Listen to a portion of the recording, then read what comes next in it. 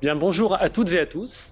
Nous sommes très heureux, conjointement l'AFD et JPAL, de vous accueillir pour cette université d'été sur le thème de l'innovation pour le développement, qui à la fois s'intéressera au financement d'innovation, mais aussi à l'évaluation de l'innovation, à l'évaluation des politiques publiques, avec l'objectif de permettre d'avoir de meilleurs services publics et d'inventer de nouvelles solutions.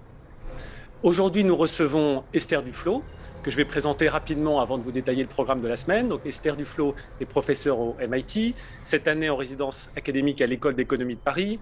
Esther Duflo, vous êtes économiste, avec un fil rouge dans votre carrière qui est l'économie empirique. Vous avez consacré vos travaux à la lutte contre la pauvreté, à travers différentes approches d'ailleurs, l'accès à l'éducation, à la santé. Au microcrédit, vous nous en direz, je crois, un petit mot. Vous avez d'ailleurs très récemment travaillé sur l'impact du Covid et des méthodes pour sensibiliser à la fois en matière de prévention et de recours au vaccin. Donc une économie et des thèmes très appliqués d'utilité publique. L'ensemble de vos travaux a été reconnu, chacun le sait, par la Banque de Suède qui vous a délivré, conjointement avec Abhijit Banerjee et Michael Kremer, le prix de Nobel d'économie il y a 2 ans désormais. C'est une grande fierté de vous recevoir à l'AFD. Ça n'est pas une première, nous vous avions déjà 2004 invité pour notre conférence annuelle de recherche avec le réseau EUDN à l'époque. Vous aviez d'ailleurs présenté un document dont je recommande toujours la lecture, qui se lit toujours très bien, sur l'utilité de l'évaluation au service des politiques publiques. Peu de temps après, je le recommande également pour celles et ceux qui s'intéressent à l'évaluation des politiques publiques, vous aviez avec Rachel Gnester et Michael Kremer produit un guide pour l'application pratique des évaluations randomisées, mais pas seulement, au service des politiques publiques. Avec l'AFD, vous aviez également évalué un projet de microcrédit au Maroc avec l'institution Alamana. Et on verra d'ailleurs à travers cet exemple et l'insertion de cette étude dans un ensemble plus vaste d'études sur le microcrédit, comment l'évaluation peut avoir un intérêt dans la politique de développement. Donc, tous vos travaux vous amènent à montrer l'intérêt des preuves, de la mesure des résultats pour améliorer la politique de développement.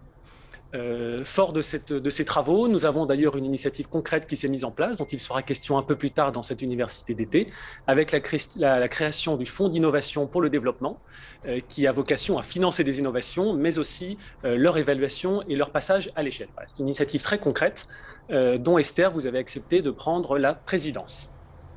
Vous portez non seulement des idées, mais aussi un mouvement d'une certaine manière. Et à travers cette semaine, on va pouvoir écouter plusieurs personnalités, chercheurs qui portent comme vous des travaux appliqués de l'évaluation et qui ont cette vocation non seulement de produire des résultats, mais aussi d'inspirer ce que j'espère nous parviendrons à faire avec les différents participants à cette université d'été.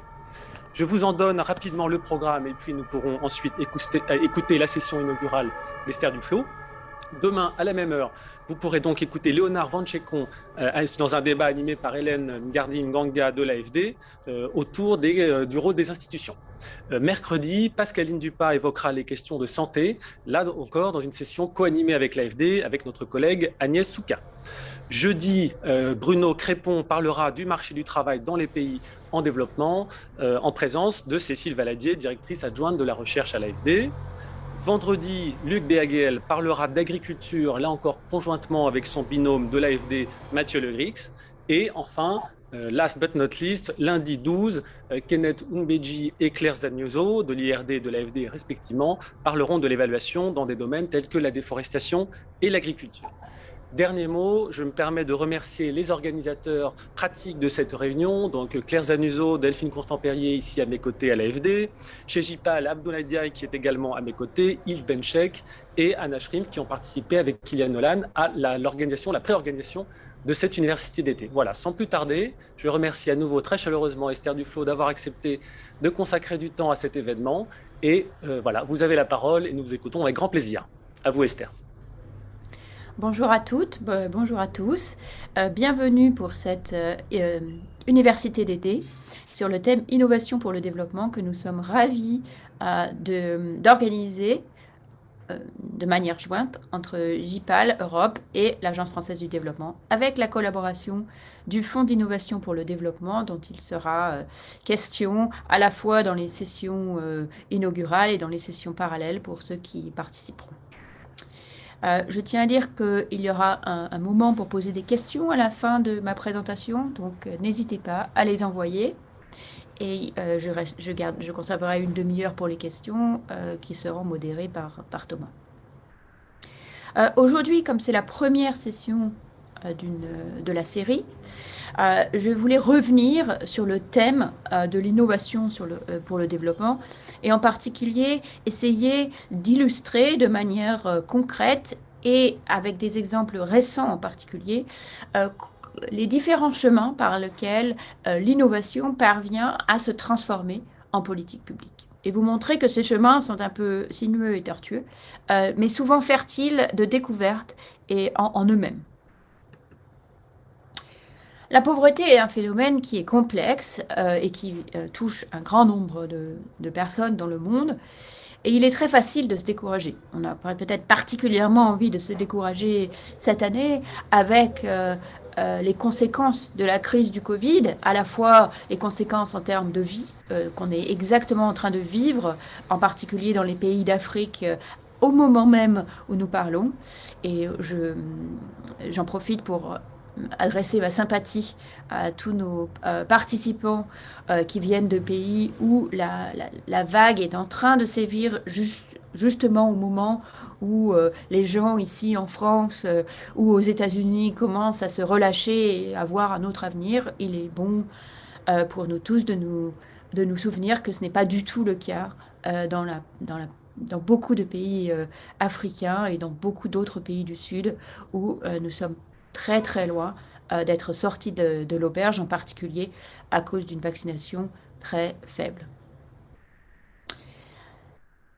Alors comment ne pas se décourager? Eh bien, la manière dont j'ai toujours voulu aborder le problème dans ma carrière, c'est au lieu de vouloir essayer de résoudre le problème dans son ensemble, dire voilà, il faut éliminer la pauvreté, de chercher une solution miracle qui nous permettrait d'éliminer la pauvreté d'un grand coup de baguette magique, de prendre ce problème complexe et d'en accepter la complexité et les multiples facettes, et de s'attaquer à chacune de ces facettes, à chacun de ces problèmes, dans chaque circonstance, pour essayer de bien comprendre comment envisager ce problème particulier, qu'il s'agisse de faire venir les enfants à l'école, de s'assurer qu'ils apprennent quelque chose à l'école, de vacciner les enfants ou les adultes, etc. De choisir chacun de ces problèmes, chacune des causes possibles de ces problèmes, chacune des réponses possibles à ces causes, d'essayer par là même de comprendre quelle solution pourrait être appropriée à ce problème en particulier, et aussi, dans le même mouvement, de comprendre un peu mieux pourquoi les gens se comportent de la manière dont ils se comportent, et donc comment les aider le plus possible à accomplir leurs propres objectifs et à vivre une vie pleine et entière à la mesure de leurs capacités. Dès qu'on commence à couper ces problèmes en problèmes beaucoup plus individuels, beaucoup plus spécifiques, qui peuvent s'exprimer sous la forme de pourquoi est-ce que les enfants, par exemple, ne vont pas à l'école parce que l'école est trop loin, on voit immédiatement on a devant soi un problème qui peut s'appréhender de manière beaucoup plus simple et de manière beaucoup plus précise. Une fois qu'on a un problème simple et précis sous la main, on peut y apporter une réponse rigoureuse et scientifique. De la même manière que quand, par exemple, le Covid a frappé le monde, on aurait pu se dire qu'est-ce qu'on peut faire contre le Covid en général, mais très rapidement, les approches en médecine se sont penchées vers est-ce qu'on peut développer un vaccin contre le Covid? Est-ce que ce type de vaccin sur lequel on a déjà fait des recherches depuis plusieurs années pourrait marcher? Est-ce que cet autre type pourrait marcher? Et une fois qu'on se dit qu'on a des candidats potentiels, on les essaie. Et en principe, on les essaye tous dans l'espoir que l'un d'entre eux réussira. Et je trouve qu'avec le vaccin contre le Covid, on a eu de la chance, que plus d'un a réussi. Mais même s'il n'y en avait qu'un qui avait réussi, on les a tous essayés, sachant a priori qu'ils n'allaient pas tous marcher. Et ces essais, ça ne vaut le coup que si on est capable d'en tirer les leçons. Prenez à nouveau l'exemple du vaccin contre la Covid. Si on avait essayé un vaccin, mais qu'on ne l'avait pas testé rigoureusement, cet essai aurait été perdu, parce qu'on a dit peut-être ça marche, mais peut-être ça marche pas, donc on ne sait pas vraiment quelles leçons en tirer. Si en revanche on l'essaye et que ça ne marche pas, comme ça a été par exemple le cas du vaccin de Pasteur en France, eh bien on a appris quelque chose. On a appris que ce n'était pas le bon chemin, donc il faut en essayer un autre. Donc dès qu'on commence à essayer à tester rigoureusement des hypothèses et des programmes, en quelque sorte, il n'y a plus d'échec possible, puisque soit le programme fonctionne, et dans ce cas-là, c'est très bien, soit il ne fonctionne pas, et on a appris qu'il ne fonctionnait pas, et ça évite de perdre du temps, de l'argent et des vies humaines en poursuivant ces approches qui ne sont pas efficaces.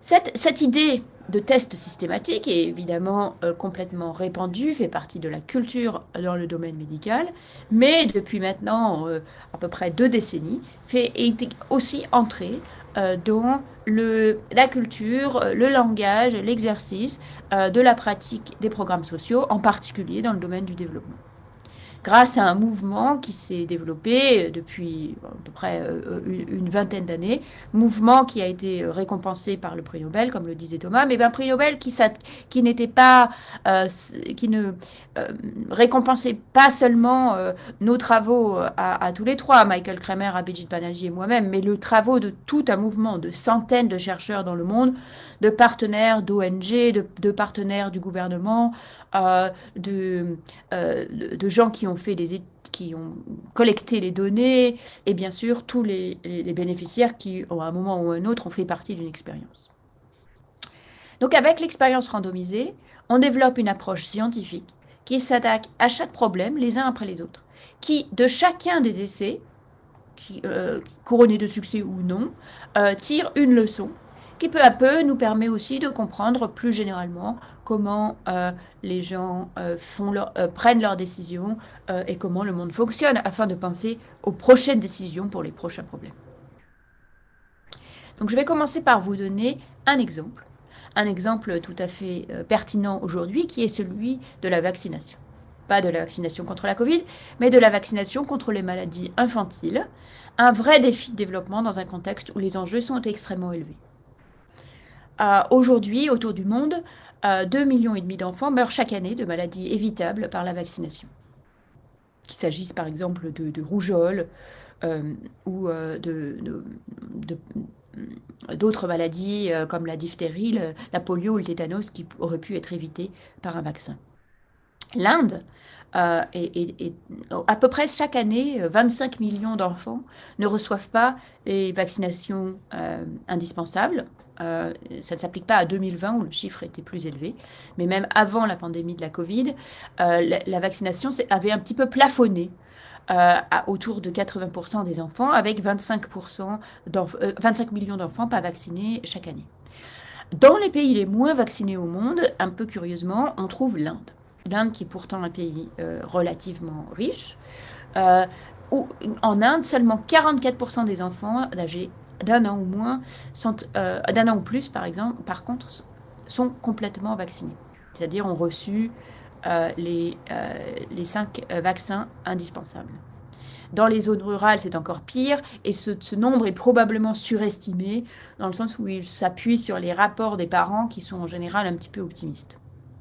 Dans l'état du Rajasthan en Inde, 27% des enfants âgés d'1 an sont complètement vaccinés, alors que 95% reçoivent le premier vaccin, ce qui montre que cette vaccination relativement faible ne vient pas d'une résistance très forte, comme on a pu l'avoir avec la Covid, mais plutôt d'une forme d'indifférence ou peut-être de priorités qui entrent en conflit les unes avec les autres, ce qui fait que les parents n'ont pas le temps d'aller effectivement vacciner leurs enfants. Alors, quel est le problème ? Pourquoi les enfants sont-ils si peu vaccinés en Inde ? D'un côté, on a des problèmes d'offres, des problèmes d'approvisionnement. Ce que vous avez à votre droite est un centre de santé dans la région d'Udaipur, où il y a maintenant plusieurs années, nous avons rendu visite une fois par semaine pendant 1 an au centre santé qui desservait à peu près 120 villages pauvres de régions tribales au Rajasthan. Et souvent, quand on y allait, on prenait toujours une photo. Et souvent, c'était ce qu'on voyait sur la photo, c'est-à-dire le centre était fermé. L'absence est 40% au niveau national. À Udaipur, 45%, c'est-à-dire à presque une fois sur deux, vous n'allez pas quand vous arrivez dans un centre de santé, il est fermé. Ah, ça, c'est du côté de l'approvisionnement. Donc, si vous êtes un parent et que vous vous dites, bon, je vais faire vacciner mon enfant, vous marchez 2 km vers le centre de santé le plus proche, et en général, vous ne trouvez personne. C'est très difficile de prévoir quand il sera ouvert, quand il sera fermé, donc tout ça peut être tout à fait décourageant.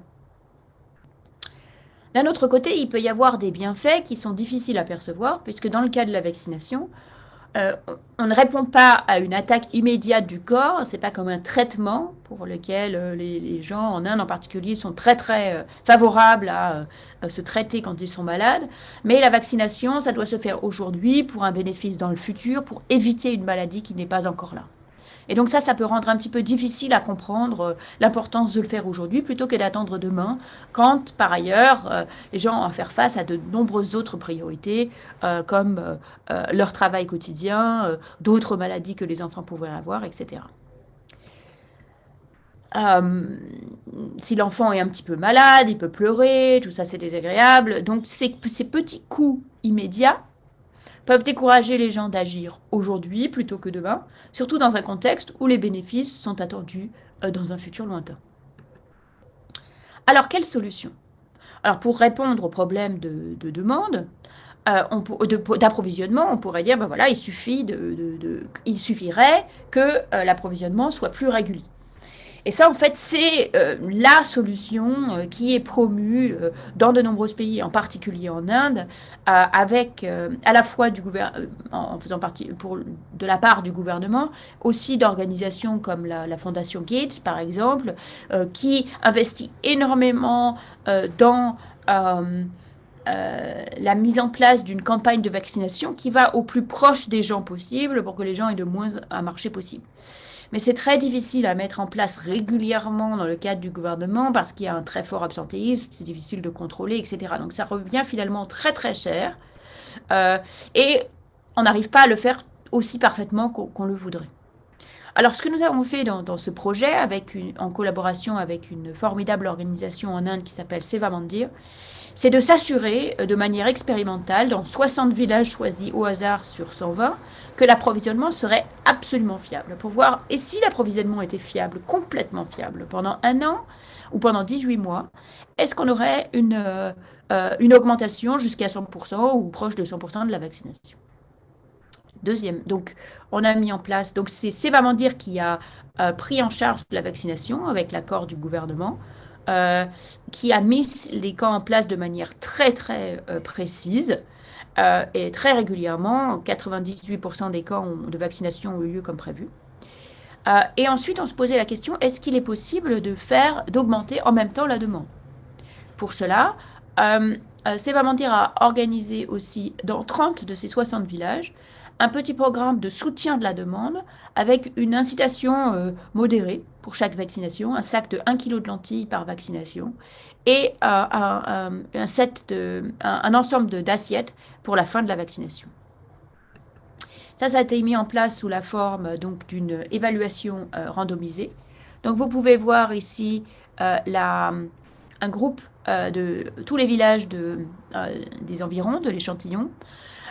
Et vous avez les visages blancs qui sont les groupes de contrôle, les visages blancs qui sont le groupe de contrôle, les bleus qui reçoivent les camps et les rouges qui reçoivent les camps plus les incitations financières. Comme tout cela est fait de manière randomisée, l'évaluation est conceptuellement très très simple. Il suffit de comparer les taux de vaccination au bout de 20 mois dans les groupes traitement et dans les deux groupes de traitement et dans le groupe de contrôle. Le résultat, c'est une très forte augmentation du pourcentage d'enfants complètement vaccinés après 20 mois. Donc dans les groupes de contrôle, on passe de 5% de vaccination totale, ce qui est très très faible, hein, mais c'est encore plus faible que pour le reste du Rajasthan dans ces régions. 17% dans les endroits où les camps avaient eu lieu et 36% quand on rajoute les lentilles.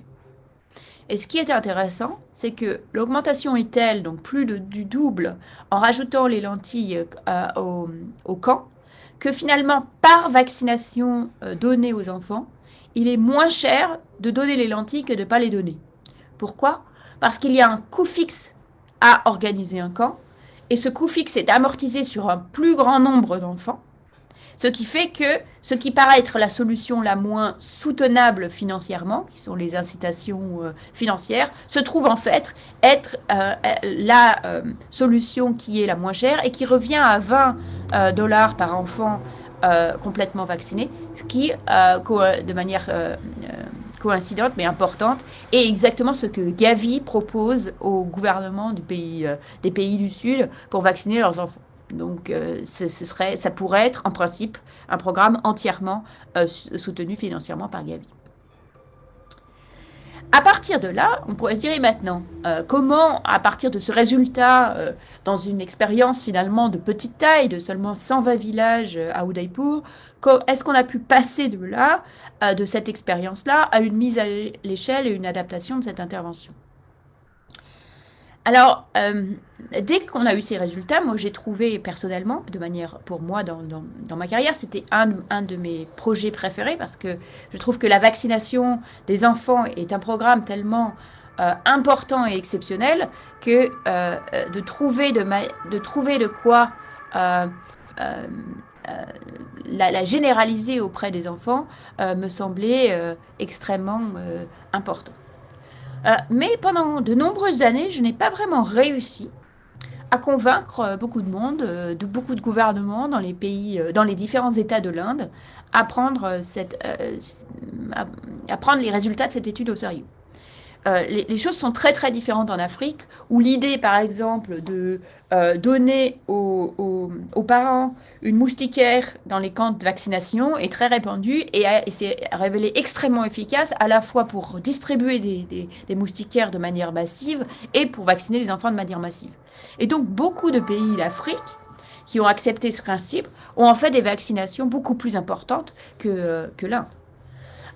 Ce qui montre l'importance du pragmatisme dans les politiques publiques. Mais en Inde, beaucoup de responsables de différents gouvernements dans les États auxquels j'ai parlé m'ont posé une réponse un petit peu idéologique au problème à cette question en disant mais non, on ne peut pas payer les parents pour faire quelque chose qui est bon pour eux, il n'y a pas de raison, il faut qu'ils comprennent eux-mêmes.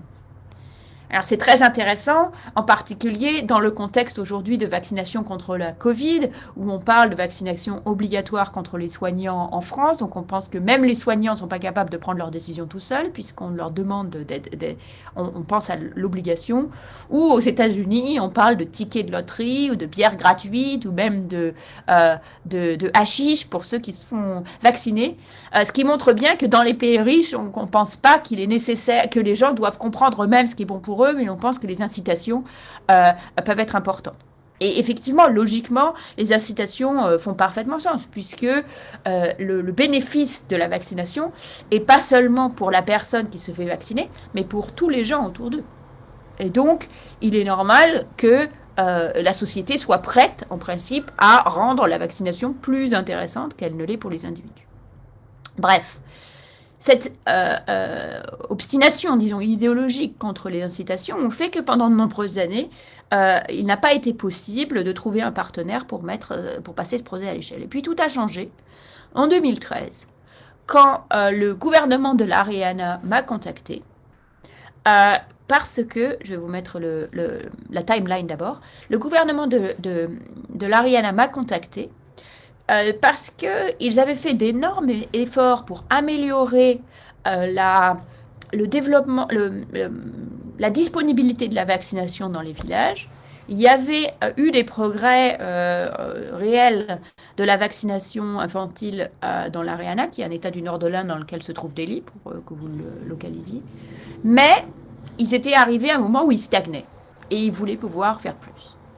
Et donc, par intermédiaire de l'UNICEF, ils sont entrés en contact avec JIPAL. Nous avons signé un accord et ensuite on a commencé à travailler avec eux sur qu'est-ce qu'on pourrait faire pour améliorer la demande pour la vaccination. Pas forcément juste les incitations, mais qu'est-ce qu'on pourrait essayer comme différents projets. Et donc, vous voyez qu'on ne s'est pas précipité pour dire on va juste généraliser ce qu'on a. Entre 2013 et 2016, il y a eu de nombreuses discussions, en, puis des pilotes qui ont permis de finaliser tous les composants du programme dont je vais vous parler dans une seconde. En décembre 2016, le projet a finalement été lancé, puis il y a eu des sessions de formation, puis le programme s'est mis en œuvre, puis le programme s'est lancé. Alors, quel est le programme? Donc, nous avons voulu travailler avec le gouvernement d'Haryana à très grande échelle, dans 7 districts. Au total, à peu près 200 000 enfants ont été concernés par le projet. La première chose que nous avons fait, c'est de mettre en place dans ces 7 districts, dans tous les villages, pas seulement pas de manière expérimentale, une tablette et un programme simple pour enregistrer les vaccinations. Donc, il n'y avait pas encore à ce moment-là de logiciel disponible dans les villages pour enregistrer les vaccinations. Et on en avait besoin pour pouvoir avoir une bonne base de données pour mettre en place tout programme. Donc, on a commencé par mettre ça en place. Puis ensuite, sur la base de ce programme, on a lancé 3 interventions. D'abord, des petites incitations non monétaires, donc recharge de crédit téléphonique. Tout le monde a un téléphone et en général, il est prépayé. Des rappels ciblés par SMS pour chaque vaccination due. Et la mobilisation des réseaux sociaux au sein des villages.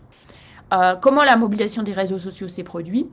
Eh bien, dans chaque village, nous sommes allés rendre visite à 15 personnes choisies au hasard et on leur demandait dans votre village qui est la personne que je devrais aller voir si je devais leur transmettre une nouvelle, si je devais transmettre une nouvelle au village que je voudrais que cette village se transmette dans tout le village rapidement, que cette nouvelle se transmette dans tout le village rapidement.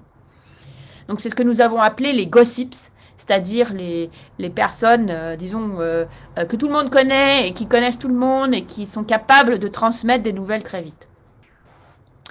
Le programme d'incitation et de SMS ont touché 2400 villages, le programme de réseaux sociaux 900 villages, puisque ça demandait d'aller faire des enquêtes précises. Donc ça, c'est les détails de l'évaluation elle-même. Et disons, le schéma du protocole expérimental, où d'abord on a, donc dans 140, dans 7 districts, il y a 140 centres de santé primaires. Ces 140 centres de santé primaires ont été concernés par les tablettes qui ont été mises en place partout.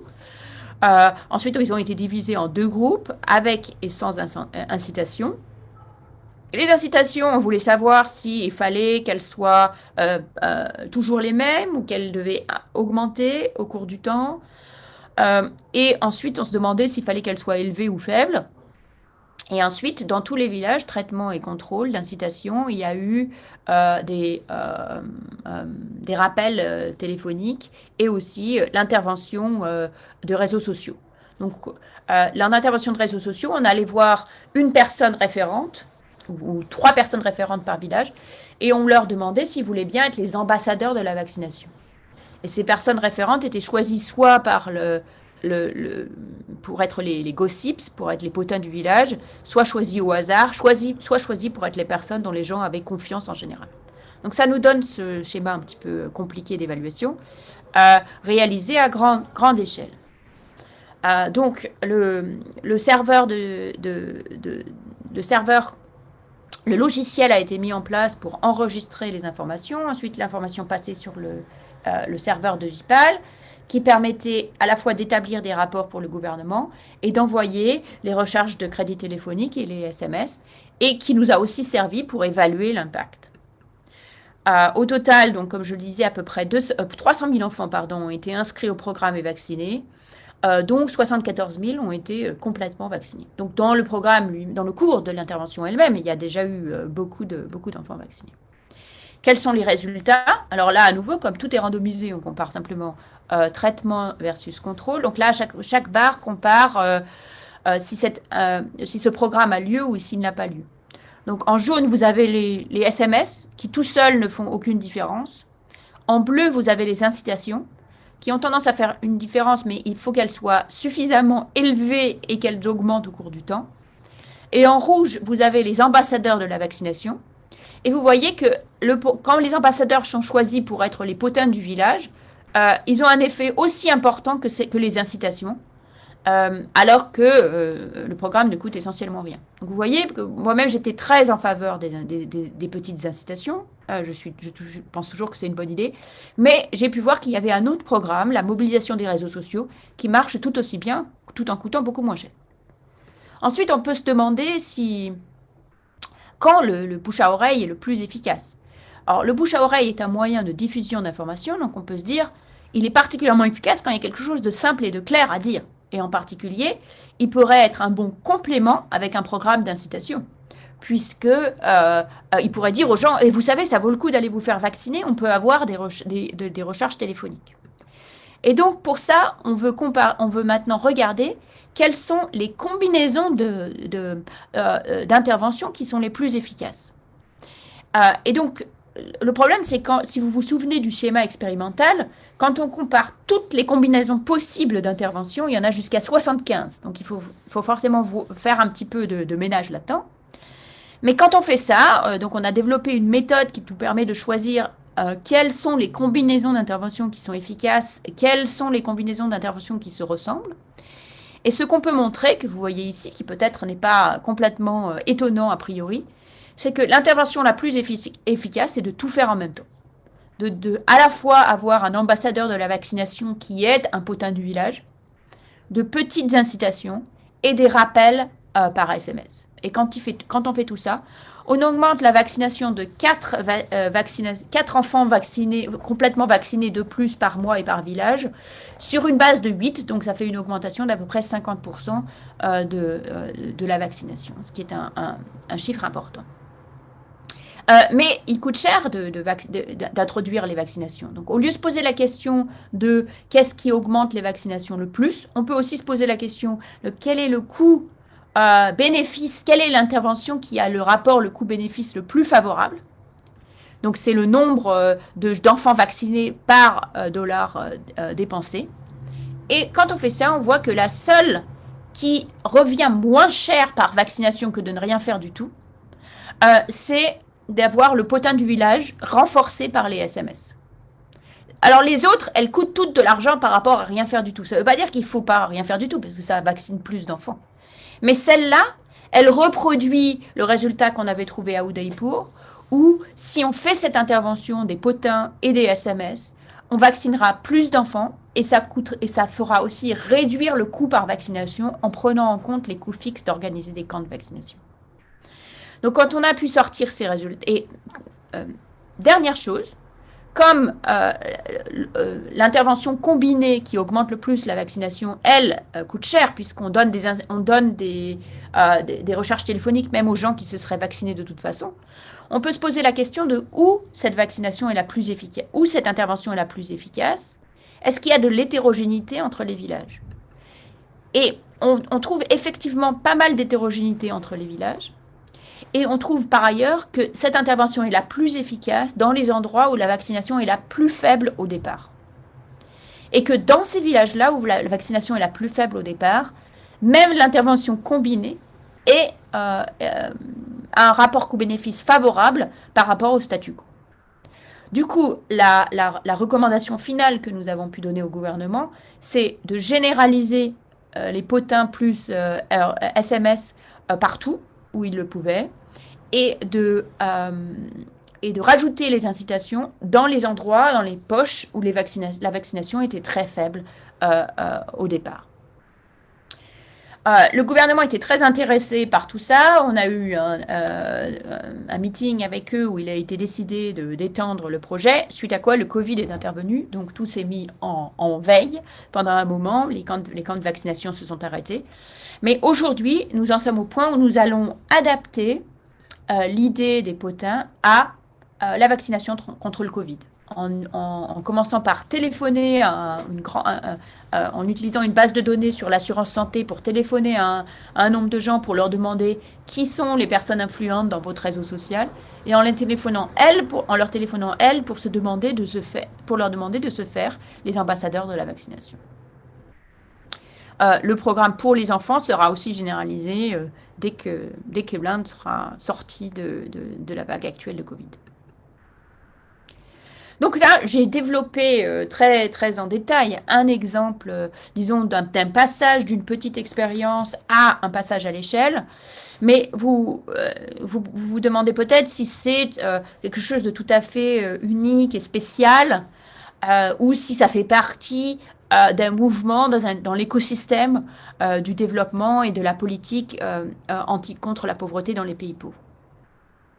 Alors, il se trouve que ça fait plutôt partie d'un écosystème dans la mesure où plusieurs initiatives récentes cherchent à promouvoir l'innovation dans le domaine du développement international. Donc, que ce soit des organisations comme la Bill et Melinda Gates Foundation qui financent des recherches en développement, que ce soit le succès de l'investissement à impact, de l'investissement social, par exemple avec la Skoll Foundation, que ce soit des partenariats entre des chercheurs et des gouvernements, comme je vais vous en parler un petit peu plus loin, ou les fonds d'innovation financés par l'aide internationale, comme le DIF de l'USAID, le GIF de DFID et de USAID, et finalement, très important, le FID, dont vous entendrez parler plus dans cette école d'été, qui a été lancé à l'initiative du président français avec un financement du ministère des Affaires étrangères et du ministère des Finances et qui est abrité par l'AFD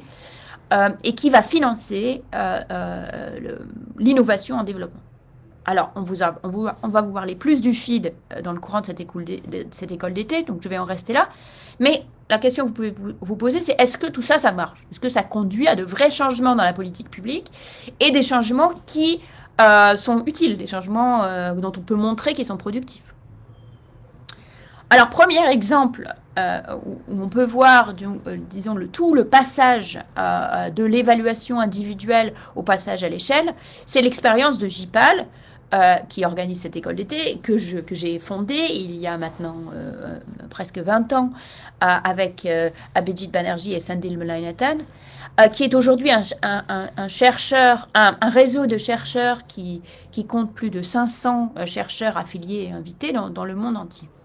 Et l'objectif de JPAL, c'est de combiner la recherche, donc l'innovation, exemple le projet d'Udaipur, les discussions avec les gouvernements, les actions de formation, et que toutes ces trois piliers, disons, se parlent entre eux, de manière, en définitive, à changer la vie d'un nombre maximal de gens possible en améliorant les politiques publiques qui leur sont destinées.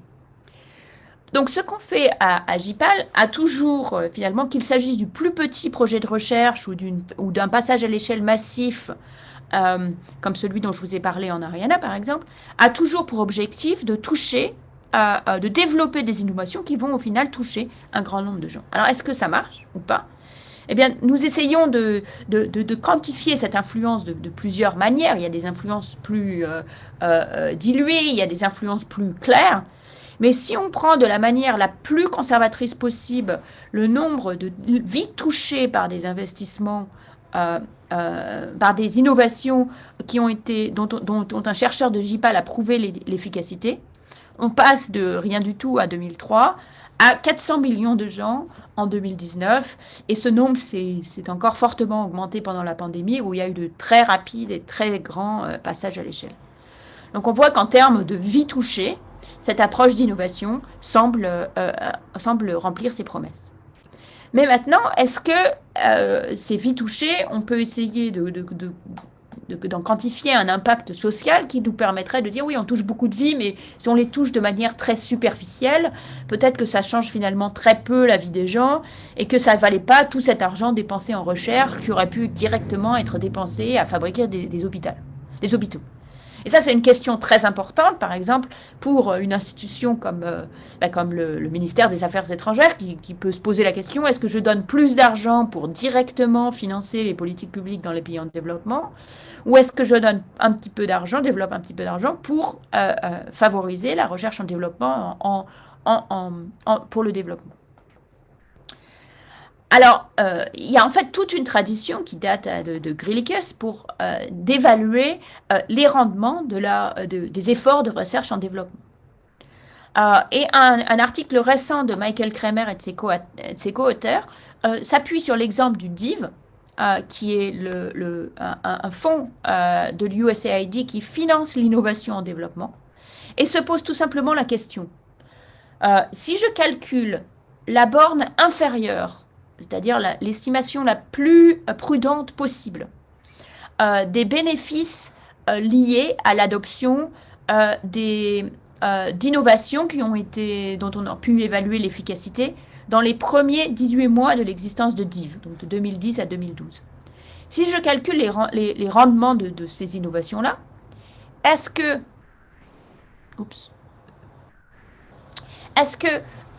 ces rendements sociaux sont plus élevés que le coût de l'ensemble du portefeuille de DIV dans toute cette période, y compris les échecs? Puisque au départ de DIV, il y a eu des échecs, il y a eu des réussites, il y a eu les deux, il y a des choses qui se sont étendues, il y en a qui ne se sont pas étendues. Est-ce qu'au total, les bénéfices liés aux innovations qui se sont étendues sont plus grands que le coût de l'innovation elle-même? Donc le contexte, c'est DIV, Development Innovation Venture, qui est un financement qui mimique le financement capital-risque dans le privé. Donc on peut financer au niveau du pilote, au niveau du test ou au niveau du passage à l'échelle. Il y a une recherche de preuves que l'innovation fonctionne, soit de preuves qui existent déjà, soit d'utiliser une partie du budget du programme pour montrer que le programme fonctionne. Donc pour calculer le rapport coût-bénéfice de DIV, ce qu'on fait, c'est que pour les évaluations pour les projets qui sont passés à l'échelle de manière à avoir touché au moins 1 million de gens, Kramer et ses co-auteurs ont calculé le nombre de personnes qui ont bénéficié de cette innovation, multiplié par la valeur nette des gains estimés par personne. Donc, on va en reparler plus en détail parce que parfois c'est un petit peu difficile d'estimer cette valeur. Ils ne prennent en compte que la proportion des gains qui correspondent à la part de l'investissement dans l'expérience initiale pour éviter de double compter. Ils font la somme de tout ça sur les innovations qui ont touché plus d'1 million de gens et qui sont faciles dont les bénéfices sont faciles à calculer. Et ils divisent ça par le coût de l'ensemble du portefeuille de DIV sur ces 18 premiers mois de 2010 à 2012. D'accord ? Donc, ce coût par lequel ils divisent, c'est les coûts de tout, y compris les projets ratés, y compris l'administration, y compris absolument tout. Alors, donc première étape, il faut savoir quels projets ont touché combien de gens. Alors, il y a différents projets. Il y a certains qui ont touché 60 millions de gens quand ils se sont étendus. Donc 60 millions de gens pour un logiciel pour les auxiliaires de santé, 10 millions de gens pour des bulletins de vote en Afghanistan, 7 millions de gens pour des lunettes, 6,5 millions de gens pour des technologies de surveillance des élections, etc. 4 millions pour des autocollants pour la sécurité routière. Donc ça nous donne, pour les projets qui ont touché le plus de monde, vous voyez qu'il y a beaucoup de projets au total, il y a eu 41 projets. Donc il y en a beaucoup qui ne sont absolument pas étendus. Puis il y en a qui ont commencé à s'étendre. Donc c'est que les projets qui ont le plus de succès. Il y a quelques projets qui comptent pour énormément de vies touchées et beaucoup qui n'ont touché personne. Et ça, c'est normal. C'est tout à fait représentatif du succès, que ce soit du taux de succès, que ce soit dans les innovations financières normales ou dans les innovations sociales. Alors, quels sont les bénéfices maintenant? Alors d'abord, le logiciel pour les agents de santé communautaires. C'est quelque chose qui ressemble un peu au logiciel qu'on avait prévu, que nous, on a développé pour nos projets de l'Ariana. Ils ont calculé les effets sur différents résultats. Et si on prend un effet qui est le taux d'accouchement, a une augmentation de 17% du taux d'accouchement. Par ailleurs, 17% du taux d'accouchement, on sait par d'autres études, en santé, de nombreuses études, ça conduit à une diminution du nombre de mortalité infantile et maternelle. Et en utilisant la valeur d'une vie humaine, on peut mettre un dollar, un chiffre en dollars sur ce gain. Et on voit que ce chiffre en dollars ensuite sera multiplié par 60 millions de personnes concernées. Ensuite, en deuxième, on a les bulletins. En fait, ce n'est pas des bulletins de vote, c'est des rapports qui sont donnés sur les sur les politiciens. Donc c'est plutôt comme un carnet de notes des politiciens. Ce projet on a montré qu'il a été efficace, ça a réduit le nombre de la corruption, et le projet a été répandu, donc a concerné 10 millions de gens. Mais ce projet-là est en noir parce qu'en fait, on ne sait pas comment exactement. Bien, on sait que c'est une chose valable de réduire la corruption, mais c'est un peu difficile de mettre un chiffre en dollars dessus. Donc, ils ne vont pas l'utiliser dans leur évaluation finale du bénéfice du programme. Voilà. Ensuite, donc il y a les lunettes. On augmente la productivité dans la récolte du thé. La surveillance des élections en Afghanistan. Les autocollants pour la sécurité sociale ont réduit les demandes d'indemnisation. Donc, on peut immédiatement calculer le bénéfice de ça. Et on continue comme ça sur la liste. Au total, si on prend que les projets en rouge, qui sont les projets qui ont été bénéfiques, on voit que le coût du portefeuille, les bénéfices générés pour ces 5 investissements sont 281 millions de dollars jusqu'en 2009. Le coût du portefeuille, y compris les coûts administratifs de 2010 à 2012, 16 millions. Le coût total, pas seulement sur ces 5-là, total, sur l'ensemble du portefeuille. Donc, le ratio avantage-coût d'investir dans DIV, du point de vue de USAID, est de 17. Et on voit que ces gains ne font que s'augmenter, puisqu'en 2018, c'était de 6. Parce qu'entre-temps, il y a eu beaucoup d'adoptions qui ont continué, et donc les gains futurs seront sûrement positifs. Or, donc, comme je l'ai dit, c'est vraiment quelque chose qui est la borne inférieure du rendement, puisque c'est les gains aujourd'hui, mais il y aura d'autres gains dans le futur. 4 des 9 innovations ne sont même... Il n'y a que 4 des 9 innovations qui sont impliquées. Il y a 5 des 9 innovations qui sont dans le calcul, mais pas les 4 autres. On compte que les innovations qui touchent plus de 1 million de gens, et on compte que les vies directement touchées, pas les externalités. Mais rien qu'avec ça, vous voyez un rapport avantage-coût tout à fait favorable. Et donc, un investissement en recherche-développement qui devrait être plus important en toute bonne logique.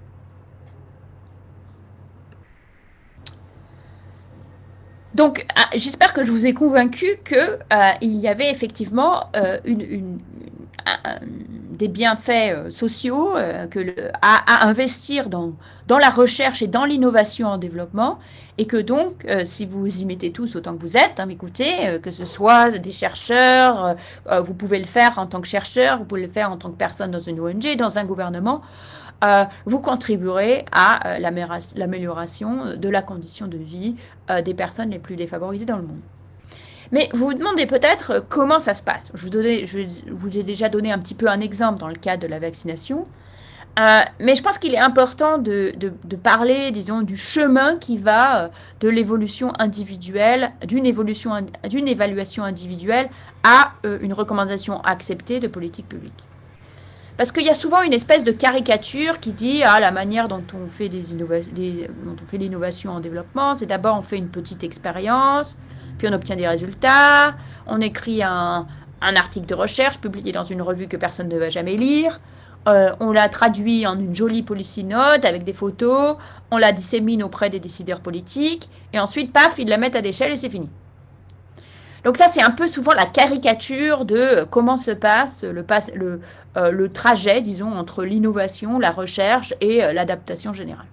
Mais en réalité, c'est pas du tout... Donc ce mythe-là est sujet à toutes sortes de critiques. Donc les gens disent, ouais, les expériences sont pas vraiment réelles parce qu'elles sont trop... On les maîtrise trop, donc finalement, les résultats qu'on sort ne sont pas très applicables.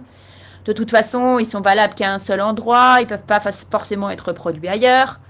Peut-être que même si on trouve quelque chose de convaincant, c'est pas les priorités des décideurs politiques parce qu'on leur a pas suffisamment posé la question de ce qui les intéressait. Et finalement, à cause de tout ça, quand on va mettre le programme à l'échelle, on va pas du tout avoir les résultats escomptés. Et ce qui voudrait dire, par exemple, que les calculs que je vous ai donnés sur les bénéfices de l'ensemble du portfolio de DIV seraient beaucoup trop optimistes. Toutes ces critiques seraient valables si c'était effectivement le chemin qui allait de l'évaluation à la mise à l'échelle, mais en fait, c'est pas du tout comme ça que ça se passe. On ne passe absolument pas, par exemple, du programme de vaccination fait avec une ONG à Udaipur sur 120 villages à l'adoption d'un coup dans l'Ariane.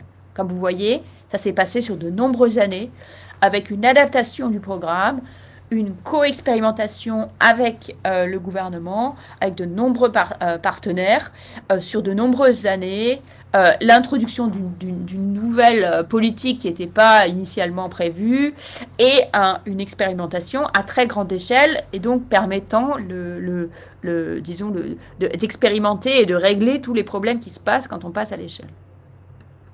Et ça, c'est effectivement, c'est beaucoup plus, c'est une expérience qui est beaucoup plus représentative du trajet, disons, que fait une innovation dans le monde réel. D'abord, on ne passe quasiment jamais de l'évolution, d'une évaluation individuelle à des grandes, une proposition politique. Pourquoi? Eh bien parce que, comme les critiques de l'évaluation aléatoire le font remarquer, l'évaluation dans un endroit, ça ne nous dit pas forcément ce qui se passerait ailleurs. Mais il se trouve que les gens qui font des évaluations randomisées ou pas d'ailleurs le savent parfaitement et donc ne tirent en général pas de grandes leçons de l'évaluation dans un endroit. Et un exemple de ça, c'est par exemple le microcrédit. Dans les années 2000, le microcrédit, c'était vraiment le phénomène de mode. Le microcrédit était partout considéré comme la solution miracle qui allait résoudre tous les problèmes du monde. Mohamed Younous a eu le prix Nobel en 2006. Le taux de remboursement très élevé était mentionné, ainsi que le nombre très grand de clients. Puis le ton a commencé à changer. On a parlé justement de taux de remboursement excessif, où les gens étaient forcés de rembourser, même quand ils ne le pouvaient pas, qui conduisait à des suicides de temps en temps, qui certainement ne rendaient pas les gens plus riches. Et on était un petit peu vers la fin des années 2010 dans une situation où ni les partisans du microcrédit ni les adversaires du microcrédit n'avaient de données très très claires à présenter. Or, pendant ce temps-là, il y a eu d'abord une, puis deux évaluations du microcrédit. D'abord en Philippines, où il y a eu des petits impacts positifs. En Inde, où il n'y a pas eu du tout de résultats. Moi, j'étais impliquée dans l'évaluation indienne, qui était la première grosse évaluation. Les Philippines, c'était un petit échantillon. L'Inde était la première grosse évaluation du microcrédit avec une randomisation au niveau des quartiers dans la ville de Hyderabad. Donc, ayant trouvé des résultats très mixtes, qu'est-ce que nous avons fait avec ces études avec cette étude? Eh bien, rien. Nous l'avons laissé de côté. Pourquoi? Pas parce que nous avions des doutes sur l'étude elle-même, mais parce que nous reconnaissions que l'Inde est un contexte très particulier, et en particulier Hyderabad est très particulier, puisque c'était le foyer de la microfinance. C'était là que la microfinance était née, qu'il y avait beaucoup d'institutions, et que peut-être, il y avait aussi beaucoup de banques, c'est un milieu urbain, donc il y avait peut-être d'autres moyens pour les personnes les plus pauvres de se financer. Et du coup, la conclusion qu'on en a tirée, c'est qu'on ne pouvait pas vraiment sortir cette étude sur l'Inde et dire quoi que ce soit de vraiment convaincant sur le microcrédit en général. Et puis, au cours du temps, au cours des années suivantes, plusieurs autres études ont été réalisées, donc jusqu'à... et puis, à un moment, il y avait 7 études, et moi, je les surveillais. Et quand il y a eu 7 études ensemble, en tant qu'éditeur d'une revue, je leur ai proposé, donc dont celle d'Alamana, auquel j'avais participé, j'ai proposé à tous les auteurs de les publier ensemble dans une revue, en suivant le même format de table, ce qui permettait immédiatement de comparer les résultats. Et une étudiante qui est aujourd'hui professeure à la LSI, Rachel Meager, a assemblé les résultats et les a combinés ensemble en développant des outils pour pouvoir dire justement si les résultats se ressemblent d'un endroit à l'autre et pour pouvoir, disons, s'appuyer sur l'expérience de tous les pays pour donner des résultats plus fiables sur chaque pays. Donc, ce que vous voyez en rouge, c'est ce qu'on appelle la Bayesian Hierarchical Modeling Posterior, c'est-à-dire ça nous dit par exemple pour les Philippines la combinaison entre le résultat de l'étude des Philippines, qui est en bleu, et celui des autres études. Et ce qu'elle trouve, c'est que les résultats ont l'air très généralisables, c'est-à-dire, en gros, le microcrédit n'a pas d'effet, par exemple, ici, sur les profits, et c'est assez constant d'une étude à l'autre, avec l'exception des Philippines, qui a un résultat positif, mais énormément de bruit autour. Dans les autres pays, on trouve des résultats beaucoup plus précis et très proches de zéro. Donc on peut conclure qu'en gros, les résultats sur les profits sont très proches de zéro dans tous les sites. Maintenant, on peut combiner les sites entre eux de la manière optimale et regarder pour toutes les différentes variables. Et on trouve que, quels que soient les résultats, finalement, le microcrédit ne fait pas grand-chose. Il y a une augmentation des revenus, mais aussi une augmentation des dépenses qui fait que le profit n'augmente pas. Les dépenses des ménages n'augmentent pas, la consommation, ça c'est les dépenses du business et les revenus du business. Les dépenses de consommation du ménage n'augmentent pas, les dépenses en durable n'augmentent pas, mais on ne trouve pas non plus d'augmentation des biens de tentation.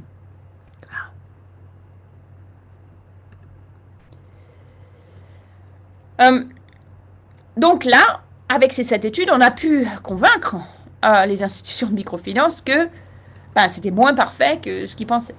Et ce qui est très intéressant d'avoir une multiplication de résultats comme ça, c'est que une étude qui a des zéros, en général, ça n'intéresse pas tellement la presse. Mais quand 7 études arrivent en même temps qui ont des zéros, ça a permis d'avoir un discours un peu plus nuancé sur la presse. Donc vous voyez les titres ici, par exemple, de l'économiste Partial Marvel. It does not work wonder, but it helps the entrepreneurial poor. C'est pas miraculeux, mais ça aide ceux des pauvres qui sont les plus entrepreneurs. Au départ, il y a eu au départ, en particulier, quand il y avait un peu une résistance des institutions de microcrédit contre ces résultats. Mais peu à peu, elles ont pris acte elles ont pris acte de ces résultats, et ça les a fait évoluer sur deux tableaux. D'une part, d'essayer de développer le produit pour qu'il devienne plus utile pour les pauvres entrepreneurs, ceux des pauvres qui étaient les plus entrepreneurs, pour avoir des produits un peu plus différents, un peu plus évolutifs.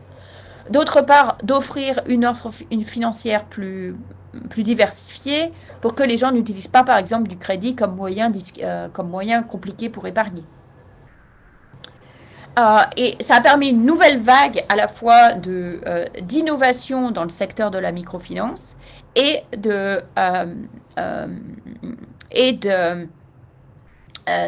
développement et de recherche, du coup. Donc avec un aller-retour entre la recherche et l'innovation qui a, je crois, fortement amélioré le secteur du microcrédit et en particulier qui a conduit vers la généralisation de programmes différents à destination des plus pauvres, comme par exemple le programme pour les ultra-pauvres de BRAC, qui lui se trouve extrêmement bénéficiaire. Alors j'ai plus que 2 minutes, donc je vais pas utiliser cet exemple parce qu'il ressemble conceptuellement de manière assez proche à ce dont j'ai parlé avec la vaccination.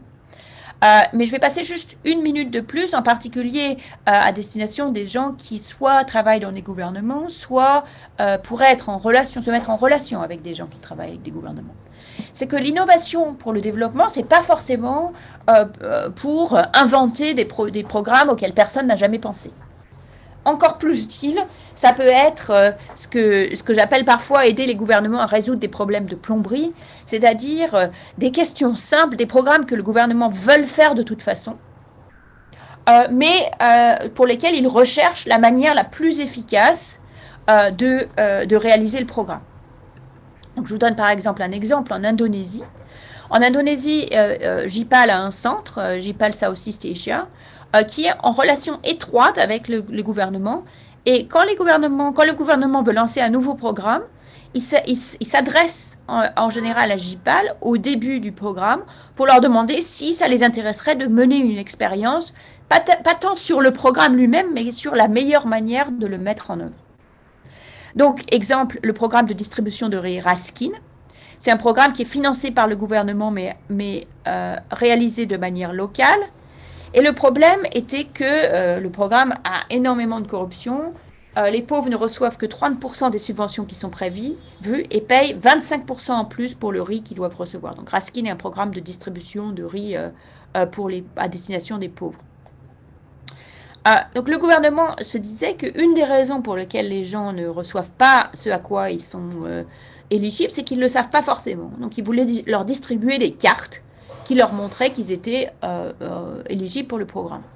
Et le gouvernement a demandé à JPAL s'il voulait bien, aux chercheurs de JPAL, s'ils voulaient bien évaluer le programme. Alors c'est ce qu'ils ont fait, mais puisqu'ils en étaient à évaluer le programme et que le gouvernement était prêt à faire cette évaluation à grande échelle, ils l'ont fait sous forme d'une évaluation qui varie avec des petites variations sur la nature du programme. Donc, qu'est-ce qui était porté sur les cartes comme information? Est-ce qu'elles étaient pour tout le monde ou est-ce qu'on en envoyait quelques-unes dans les villages? Est-ce qu'on incluait en plus des posters dans la communauté pour bien dire que le programme existait et qui était éligible? Et est-ce qu'on introduisait des coupons qui montraient aux gens qu'il y avait un audit qui pouvait être lié au programme? Et ce qui montre, c'est que, donc dans cette évaluation, c'est que les cartes sont vraiment très efficaces. Une augmentation de 26% des subventions pour les pauvres, essentiellement grâce à une diminution des fuites vers les administrateurs du programme. Ça coûte très peu cher d'envoyer des cartes, donc c'est très rentable socialement de faire ce programme. 8% d'augmentation des subventions pour $1 de coût d'administration du programme. Et ils ont pu aussi leur dire quelle est la version de la carte qui marchait le mieux. Ils ont pu leur dire en particulier qu'il fallait distribuer à tout le monde et qu'il fallait mettre des posters dans les villages également. Donc, suite à ces résultats, le gouvernement a déployé les cartes de protection sociale à 16 millions de familles, c'est-à-dire 66 millions de personnes. Et le partenariat continue aujourd'hui. Pour aller plus loin, transformer les politiques publiques, ça ne se fait pas forcément par un programme, des programmes individuels les uns après les autres, mais ça peut se former par créer une culture de la connaissance au sein des gouvernements, dans des institutions, par des institutions qui existent dans les gouvernements eux-mêmes. Deux exemples rapides. Un, c'est le Minelulab au ministère de l'Éducation au Pérou, qui est un laboratoire qui existe au sein du gouvernement, au sein du ministère de l'Éducation au Pérou, qui forme des évaluations aléatoires. Il a été voulu par le ministre, Juan Saavedra, et par le vice-ministre, qui était un avocat très important du programme. Et toute l'institution s'est ralliée autour de cette idée. Le programme, le labo, marche un petit peu comme son propre mini GEPAL, si j'ose dire, à l'intérieur du gouvernement.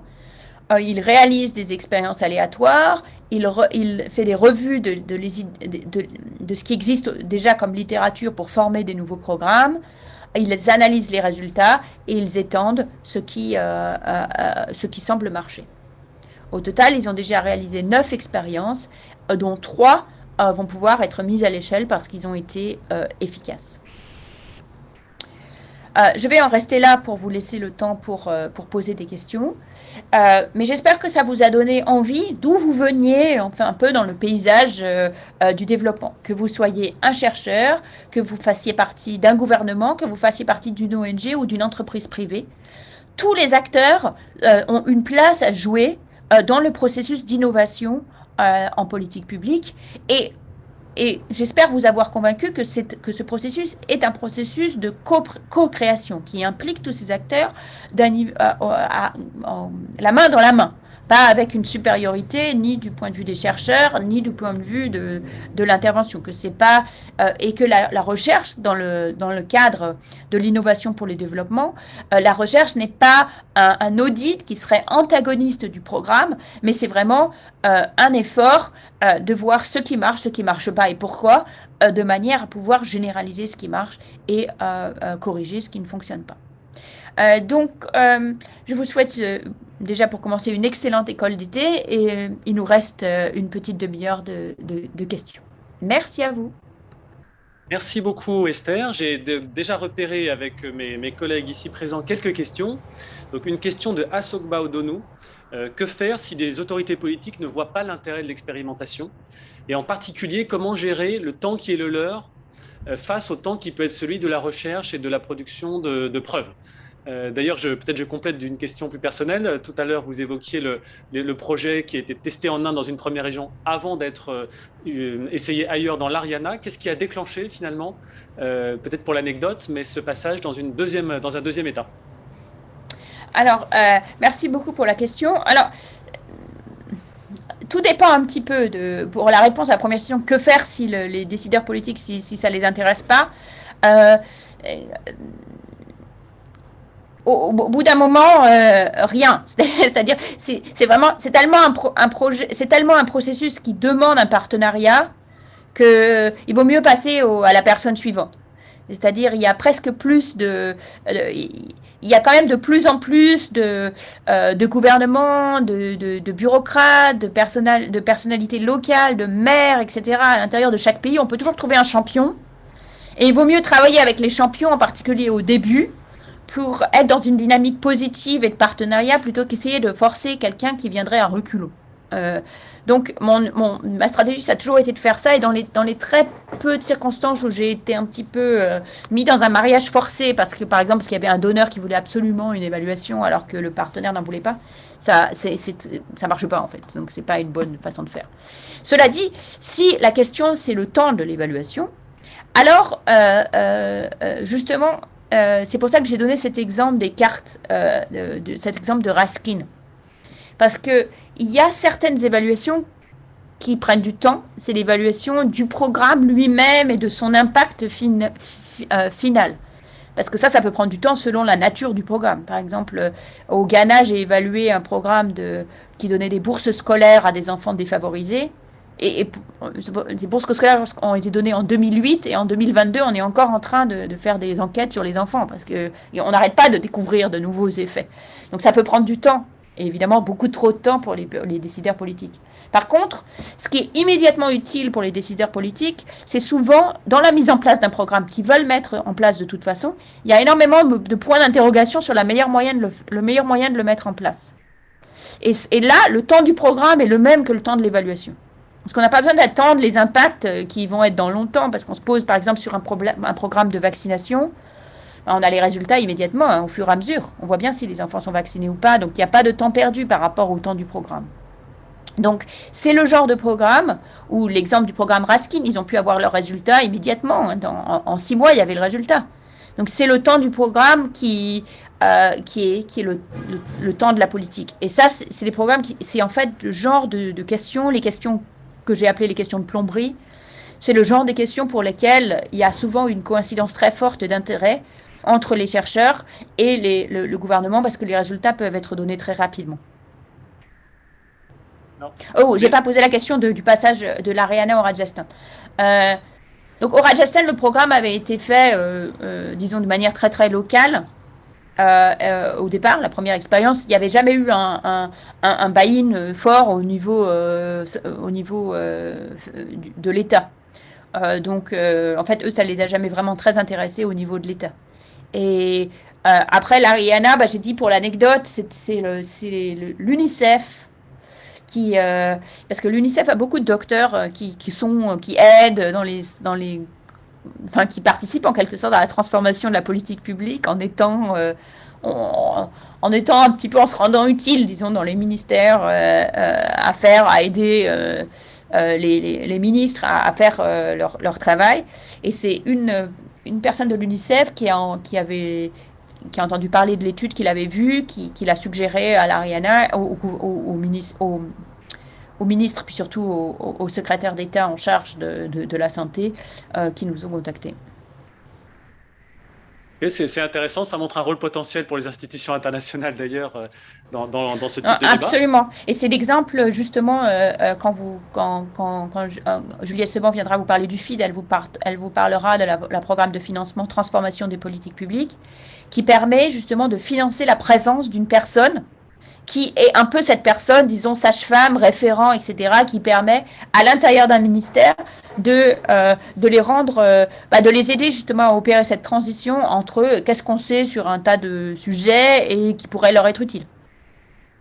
Je précise qu'évidemment, pour l'AFD, c'est extrêmement important de voir comment des expériences plus localisées peuvent prendre une dimension nationale ou internationale. Donc, on espère aussi que le FID va nous y aider. Alors, j'ai une question anonyme qui renvoie aussi à une deuxième question que posait Asokba Odonou. Qu'est-ce qui détermine la meilleure méthode d'évaluation d'une innovation? Quand doit-on utiliser des RCT? Quand doit-on utiliser d'autres méthodes? Ça, c'est une question assez riche parce que ça dépend un peu du contexte. Par exemple, si on cherche les exemples, de mesurer les effets à très long terme de certains phénomènes, les évaluations, les RCT ne sont pas appropriées. Donc, par exemple, si on voulait savoir l'exemple à très long terme, les effets à très long terme d'institutions extractives, comme l'esclavagisme ou le travail forcé, et ben forcément on se penche sur d'autres méthodes d'évaluation que les RCT. Ça c'est d'un côté. De l'autre, en tout début de programme, si on a envie de savoir si une nouvelle idée qu'on a les moindres chances d'emporter l'adhésion du public, on commence en général par des évaluations beaucoup plus qualitatives et à toute petite échelle pour voir déjà s'il y a une clientèle. Par exemple, si on a un nouveau système de filtration pour l'eau, on va commencer par aller dans quelques villages, essayer de vendre son système de filtration pour l'eau et de voir si les gens l'acceptent, si on essaye peut-être des toutes petites expérimentations sur les prix pour voir quel prix ils seront prêts à payer, on voit s'ils se cassent très rapidement, etc. Donc rien de tout ça demande une RCT. Les RCT sont très difficiles à mettre en place pour des programmes nationaux comme les politiques de change. Donc là, on va plutôt, ou comme le commerce international. Donc là, on va plutôt utiliser d'autres méthodes. Là où elles sont très adaptées, c'est un programme d'éducation, par exemple, qui peut être une nouvelle stratégie pédagogique qui peut tout à fait être expérimentée à une échelle raisonnable dans une centaine d'écoles ou 200 écoles pour en voir les effets avant que ce soit passé à une échelle plus large. Merci beaucoup. Aussi une question de Jean Van Vetter, mais j'en ai vu également d'autres dans la discussion. Comment s'assurer que les résultats des évaluations soient connus et mis en œuvre? Certains participants notent qu'il y a parfois des évaluations de la production scientifique, mais qu'elles restent assez largement méconnues ou mal considérées par les décideurs politiques. Comment est-ce qu'on peut améliorer ce lien entre la science et le monde de la décision? Alors, il y a des études sur ça, il y a des études randomisées là-dessus qui sont assez intéressantes. En particulier, il y a une étude qui a été faite sur des maires du Brésil qui leur montre, en fait, les chercheurs sont allés à la conférence des maires du Brésil et en ont invité certains à participer à des séminaires où on leur présentait des résultats d'évaluation sur certains sujets, etc. Et ce qui montre, c'est que quand les résultats d'évaluation sont partagés avec ces maires, quand ils reviennent chez eux, ils sont plus à même de mettre en œuvre ces programmes-là. Donc il y a en fait il y a quelques démonstrations du rôle positif de la communication vis-à-vis des décideurs politiques, sous la forme, en l'occurrence, de séminaires. Mais en fait, c'est tout un spectre de communication. Donc il y a les rencontres, évidemment, les séminaires, mais il y a aussi donc la stratégie UNICEF dont je vous parlais, c'est d'avoir quelqu'un sur place qui généralement sait se rendre utile à tout un tas de trucs. Donc peut-être que la plupart du temps, il a l'impression qu'il ne contribue pas du tout au passage et à la transmission de connaissances, mais en fait, il le fait parce qu'au moment clé où on a besoin de prendre une décision, il est là avec ce qu'il a dans son cartable de recherche dont il a connaissance. Donc par exemple, j'ai un exemple comme ça, on avait fait une évaluation sur un programme anticorruption, un programme de routage des finances publiques au Bihar. On avait commencé par le faire au Bihar et en collaboration avec le bureaucrate qui s'occupait du programme lui-même. Et ce qu'on avait trouvé, c'est que donc en fait l'idée pour résumer, c'était au lieu que l'argent passe du centre au niveau intermédiaire, puis encore au niveau intermédiaire, à chaque fois demandant des tas d'autorisations, etc. Et en fait, du coup, plein de gens qui mettaient la main dans la pâte, la main dans le sac au passage. On avait transformé, enfin c'est lui d'ailleurs qui avait eu cette idée de transformer ça en appel de fonds direct des villages au centre, grâce à une petite plateforme informatique, et du coup qui évitait tous les intermédiaires, qui allaient beaucoup plus vite et qui permettait aussi l'audit instantané si nécessaire. Et donc ce programme qui avait été mis en place au billard avait réduit la corruption de 25%, les flux de corruption de 25%, et a été sujet à un lobbying extrême de la part des gens qui étaient coupés dans cette chaîne, et donc a été arrêté au billard. Donc on pourrait dire, bon, c'est dommage, là on avait trouvé l'efficacité de quelque chose qui en fait s'est fait éliminer. Mais ce qui est arrivé, c'est que cette personne, Monsieur Matthews, s'est fait muter au centre, donc dans le gouvernement fédéral, et que grâce à une bourse un peu similaire à celle que le FID va pouvoir donner dans Transformation des politiques publiques, on a pu lui adjoindre une assistante en fait, qui est venue avec lui dans son administration et qui l'a aidé à préparer en fait toute une série de présentations qu'il a fait à ses supérieurs, etc., de la recherche en question, qui a finalement fini par conduire à l'adoption à l'Inde entière du programme qui avait été éliminé au billard. Donc il s'est fait réadopter au billard et partout dans toute l'Inde. Et d'ailleurs, suite à cette adoption, on a fait une évaluation non randomisée donc, de ce passage à l'échelle, puisqu'il s'est fait progressivement, et montrant des effets très similaires à celui des expériences randomisées. Donc là, c'est l'exemple justement à la fois d'un champion interne, qui est souvent très important, mais aussi aidé par quelqu'un parce que lui, le champion interne, n'a pas le temps de préparer les présentations, d'aller faire tous les meetings, etc. Alors, j'ai également une question de Nadine Poupard, qui est une collègue. JPAL a-t-il des exemples de RCT sur les enjeux de protection sociale, en particulier pour les travailleurs informels? Alors oui, on a tout un... justement, si vous voulez en savoir plus, Ben Holken, Rima Hanna et Abhijit Banerjee sont en train d'écrire tout un rapport sur les résultats, tous les résultats qu'il y a d'évaluation randomisée sur la protection sociale, dans l'idée d'en faire un nouveau secteur pour JPAL. Donc JPAL est organisé en secteurs comme agriculture, éducation, climat, etc. Et il va y avoir un nouveau secteur protection sociale révélant l'importance de ce secteur. Donc ce serait trop long de vous dire tout ce qu'il y a comme études parce qu'en fait il y en a tout un tas, à commencer pas particulièrement celle de JPAL, mais celle d'un grand nombre d'institutions qui ont évalué les programmes de Conditional Cash Transfer, en commençant par Progress, qui ont en général montré des effets positifs sur beaucoup de domaines, sur la santé, sur l'éducation, etc., sans effet négatif sur l'offre de travail. Et j'ajouterais que d'ailleurs, pas mal d'institutions de microcrédit qui ne faisaient que du crédit au départ ont également développé des offres de micro-assurance, ce qui peut d'une part permettre de réduire le coût du microcrédit, est une partie de la réponse au problème que vous évoquiez tout à l'heure, et accessoirement peut permettre à des populations très pauvres de réduire les risques auxquels ils font face. Une question de Mehdi Aboulfadl. Comment est-ce qu'on peut traiter les problèmes micro-macro? Peut-être j'interprète la question, mais un impact qui est déterminé sur un échantillon lorsqu'il est porté à l'échelle d'un pays n'a pas forcément exactement le même impact, ou lorsqu'on traite une population dans un ensemble, si on l'étend, l'effet peut être différent par des effets de passage micro-macro. C'est une vaste question en économie, mais je la pose quand même. Oui, alors c'est un sujet qui est très à la mode chez les gens qui font des expériences aléatoires. Maintenant que les ambitions ne font que grandir avec les succès. Et donc, il y a ces dernières années, je dirais dans les 5 dernières années, et de plus en plus d'études aléatoires réalisées au niveau du marché qui permettent justement directement d'appréhender les effets d'équilibre au niveau du marché. Alors après, peut-être qu'il y a des effets encore plus au niveau du pays, mais en réalité, les effets d'équilibre, ils sont plutôt au niveau d'un marché local.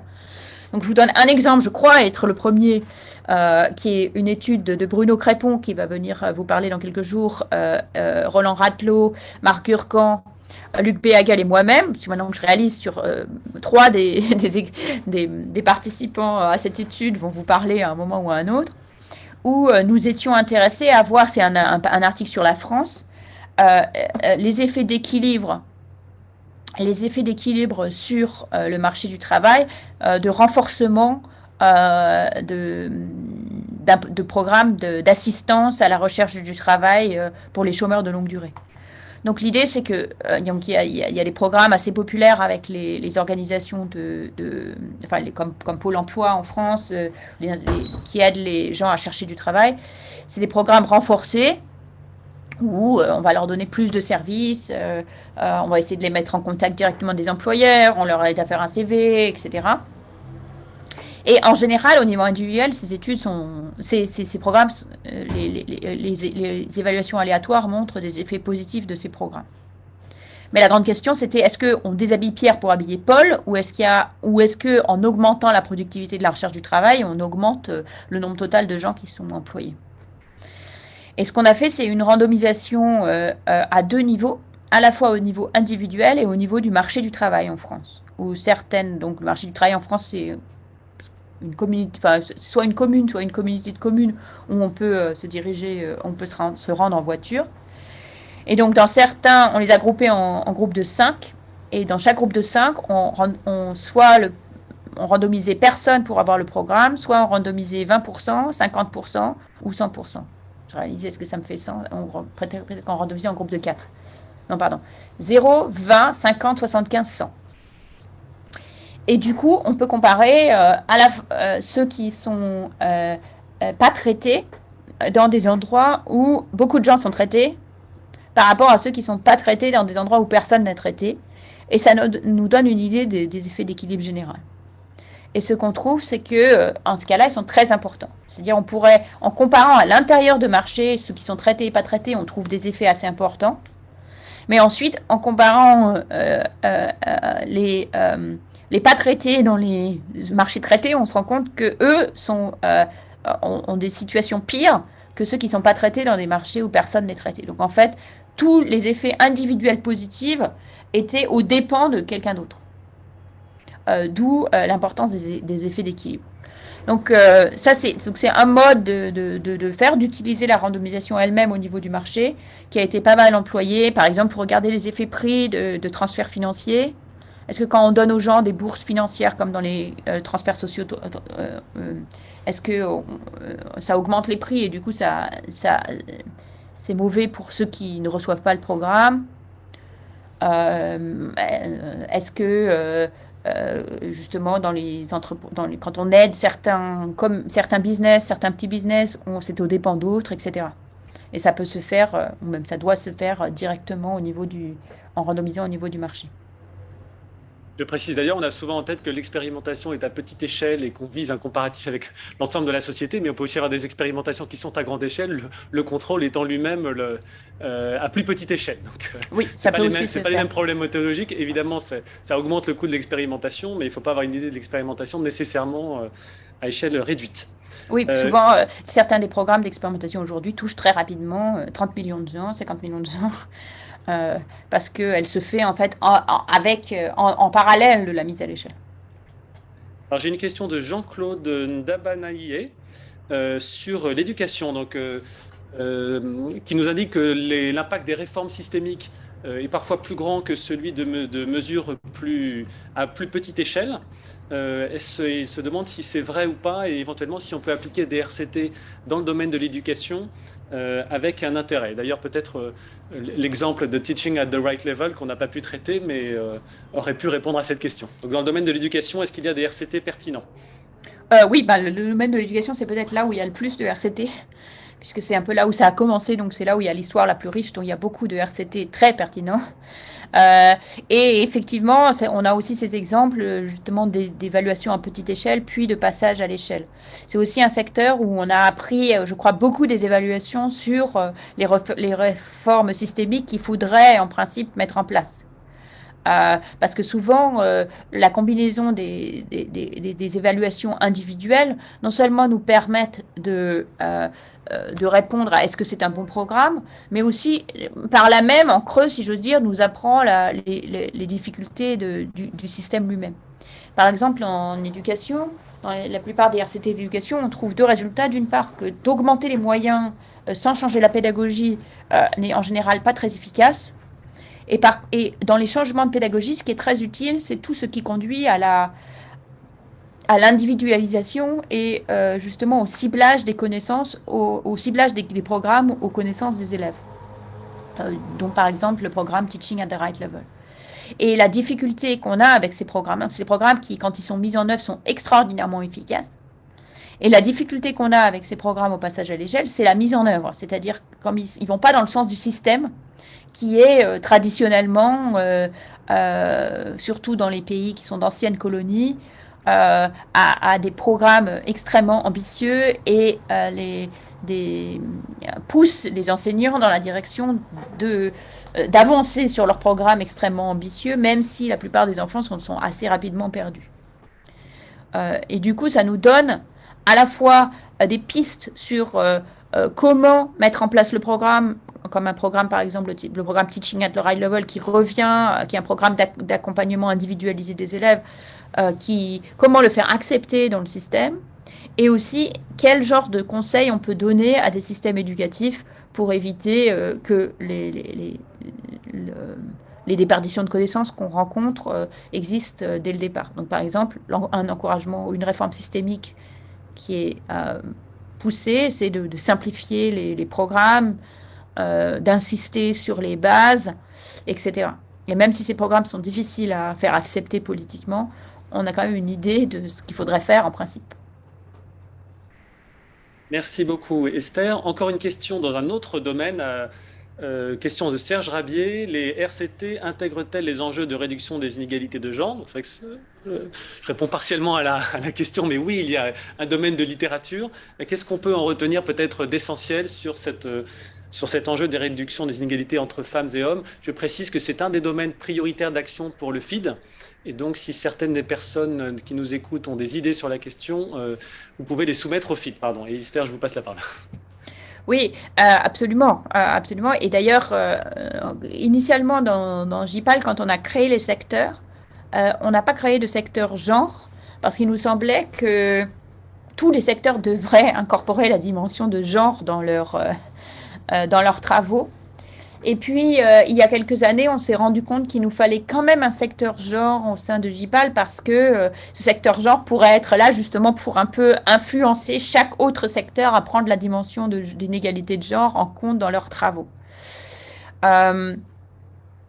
Alors, c'est difficile de vous donner ou une leçon particulière sur le genre parce que ça regroupe tellement de secteurs allant de la politique à l'agriculture en passant par l'éducation que je pourrais vous donner des listes de recommandations diverses et variées.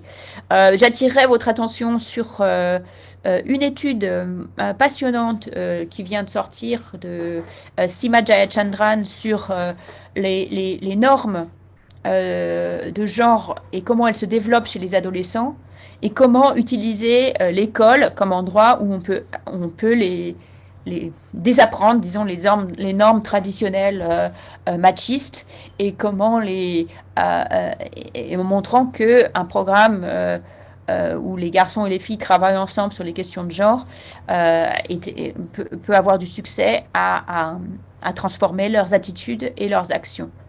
Et ce programme-là, d'ailleurs, est en cours d'expansion suite à une évaluation avec succès. Autre exemple, de manière un petit peu auto-référentielle, et je m'en excuse, moi j'ai toute une série de travaux sur la place des femmes en politique, montrant, donc basé pas vraiment sur des RCT, mais sur des expériences naturelles, puisque en Inde, les villages sont choisis au hasard pour devoir élire des femmes uniquement.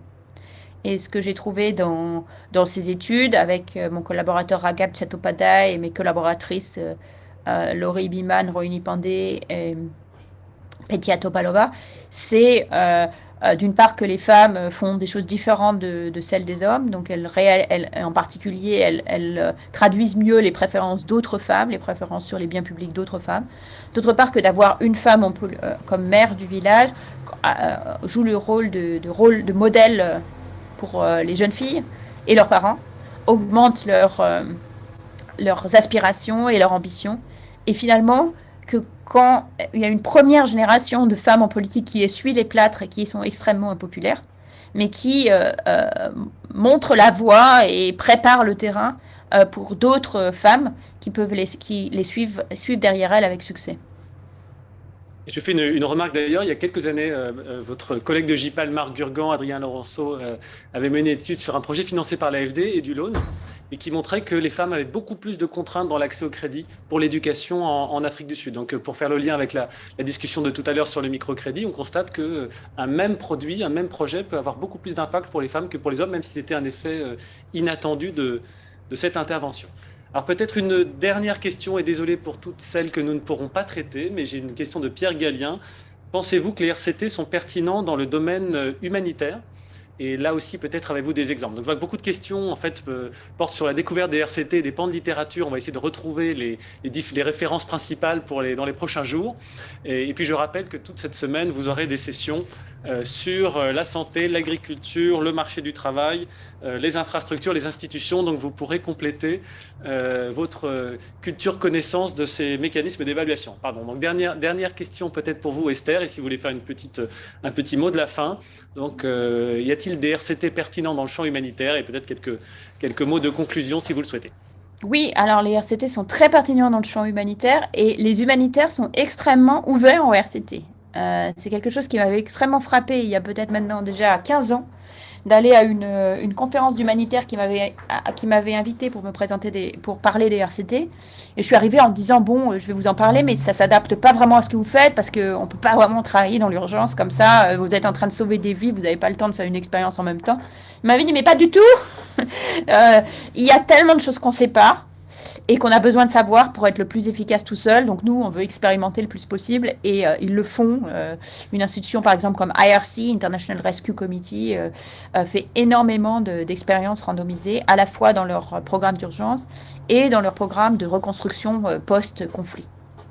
Et d'ailleurs, JPAL a une nouvelle initiative humanitaire. Donc il y a des programmes à la fois... par exemple, un grand sujet qui est maintenant, je crois, un petit peu réglé, c'est sur nourriture versus cash dans les camps de réfugiés, où il y a eu peut-être une quinzaine d'expériences aléatoires comparant l'un contre l'autre qui ont été pilotées par IFPRI, qui montrent une supériorité du cash sur les programmes en nature, sauf dans les circonstances tellement reculées que les gens n'ont rien à faire du cash. Il y a des expériences sur la manière dont organiser les institutions locales dans les camps ou dans les villages ravagés par le conflit pour favoriser la réconciliation. Donc des travaux par exemple à la fois de psychologues en sciences politiques et avec des économistes aussi. Il y a des travaux sur la santé dans les situations extrêmes. Il y a beaucoup de travaux sur les Rohingyas, dans les camps de Rohingyas, au Bangladesh en particulier, où c'est des situations qui sont très inédites parce ils restent dans ces camps pendant des années et des années et des années, ils ne peuvent pas en sortir. Donc comment... quelle est sur la santé mentale dans ces camps, les aspirations, la manière d'organiser les journées pour qu'elles aient quand même une signification, etc. Donc c'est un sujet de recherche très actif et très important. Il y a l'éducation, évidemment. Il y a Sesame Street qui fait tout un tas de projets avec randomisation sur l'éducation dans les camps. Merci beaucoup, Esther. Donc, à nouveau, j'espère que vous avez profité de cette session, qu'elle vous a inspiré, intéressé, et nous vous retrouverons toute la semaine. Je renvoie sur le site de JPAL et de l'AFD pour connaître les différentes conférences auxquelles vous êtes invités. Et à nouveau, on était très heureux de vous recevoir aujourd'hui et à très bientôt, j'espère. C'est moi qui vous remercie et vous en apprendrez beaucoup plus sur l'IRCT au fur et à mesure de ces différentes journées. Je souhaite une excellente école d'été et plein d'aspirations et de découvertes qui vous accompagneront dans les années à venir. Merci, au revoir.